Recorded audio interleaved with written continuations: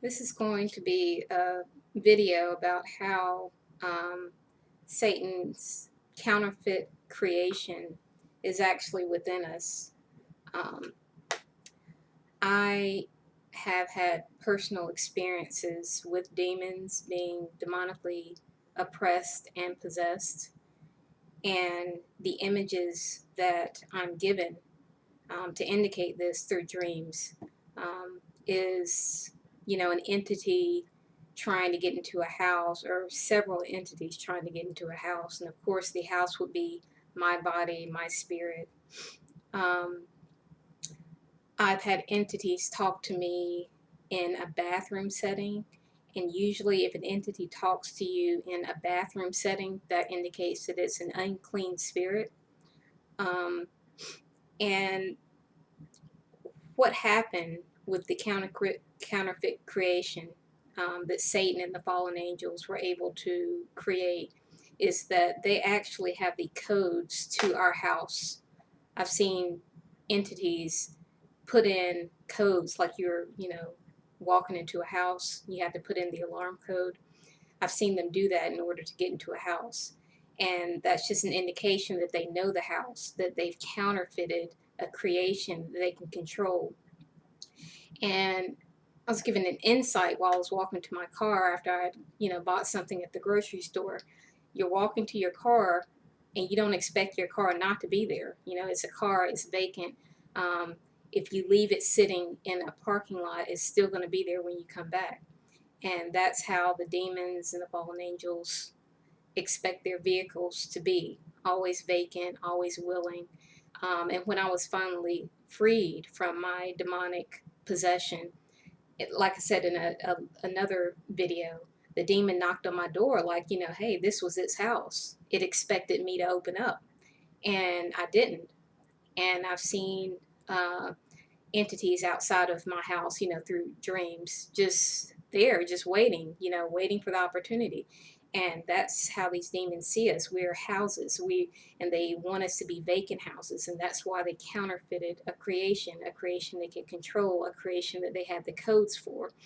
And a lot of people don't understand what being born into sin means. It actually means that we are contaminated. We are part counterfeit creation. And what that means is that we are part putty in their hands. They have the codes that we don't even have. Angels were created above us, so they could have been, they're part of the creation process, so they know us.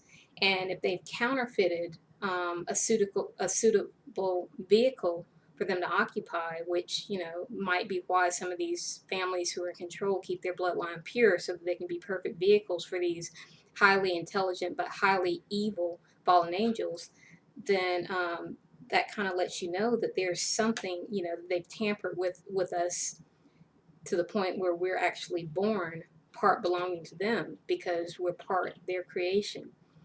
Um, so, and I've been thinking about Denzel Washington a lot lately, and how, and I don't encourage anyone to watch this video, but I watched Fallen um, when it came out, starring Denzel Washington. And again, I don't encourage anyone to watch it. I think it was demonically inspired, and it actually props up this fallen angel as, conquering humanity, essentially, in the end, as outsmarting humanity. But he is a vehicle that this Azazel cannot enter. And this, kind of piques Azazel's interest because, he can't enter this vehicle.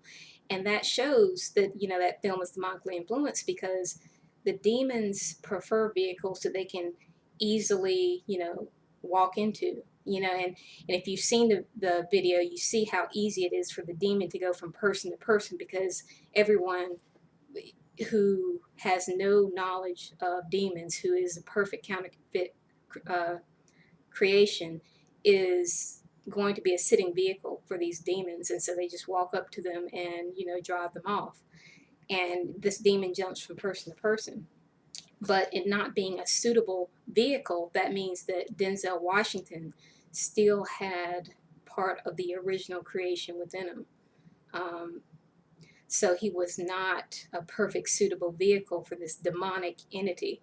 And that's, um, a good movie to show you how these demons see humans, and how certain humans are better vehicles for them than others, because certain humans are closer to being, they're more counterfeit creation than original. Um, and another way that demons are able to influence us is through music. If you've seen, John Todd videos, he tells you about what they do to music, how they use occult rituals in order to demonically, um,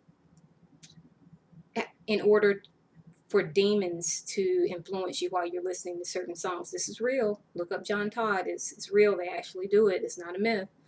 I've actually listened to a song and had a demon impersonating that musical artist show up in my dream, standing right in front of me. So it's real. They're doing something to the music. And if you're not aware, you could be, in listening to certain songs, you're inviting demons in that way. Let's see. So they want bodies, they want houses, they feel comfortable within us. We're warm houses for them to inhabit. Uh, and they know the codes.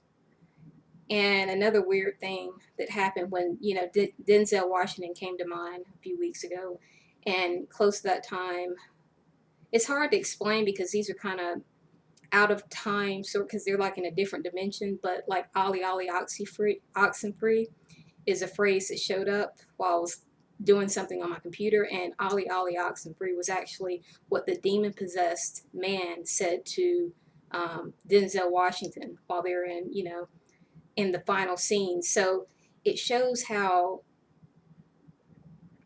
easy it is for demons to taunt us through creations or through people who are more counterfeit, because, like I said, they're sitting vehicles, and demons will taunt those that they cannot possess through those perfect sitting vehicles that have, no knowledge of the spiritual realm at all. So, and I've also, yeah, and counterfeit creation doesn't only include us, it includes the things that we eat. Like if you're eating foods that are fake, putting things in your body that are fake, that's making it easier for the demons to access you as well. So anything fake that you're consuming uh, is also helping them to better control you and get into you. So I, suggest eating natural foods. And a person who, and I might not be 100% correct on this, but a person who is closer to being counterfeit than being original, because we've mixed, because people in our family history married a person because they looked good, they were nice to them, they didn't know what they were, because we're all mixed up now. So if you have a counterfeit, a person who's closer to pure counterfeit in your family line, then that's going to carry on, and you're going to have certain aspects of yourself that demons and fallen angels are going to be able to control, because they created, the counterfeit creation. Just like the giants were so violent and so rebellious towards God because they were perfect counterfeit creations by the rebel fallen angels. But these perfect counterfeit creations are like, their psyche is like a house of wall-to-wall mirrors where there's no real self, because the fallen angels, the demons, have created the perfect vehicle that doesn't know itself. So that's the image I'm getting. Like I said, through occult ritual and through just being, more familiar to the demonic forces, the person is like wall to wall mirrors. So when Jesus says that the devil, there's no truth left in the devil, well, these counterfeit creations are wall to wall mirrors where there's no truth left in them. And everywhere they look, there is a reflection of the lie. So they're unable to grasp the truth. They're only able to grasp the illusions that the fallen entities are giving them in order to keep them within the illusion of, I don't know, like having control. I don't know how it is to be a 100% counterfeit creation. I do know how it feels, however, to be demonically possessed because of being part counterfeit creation. So that's a different way, or a new way of looking at how demons see us, as sitting vehicles. So just be mindful of that. I just thought I'd share that.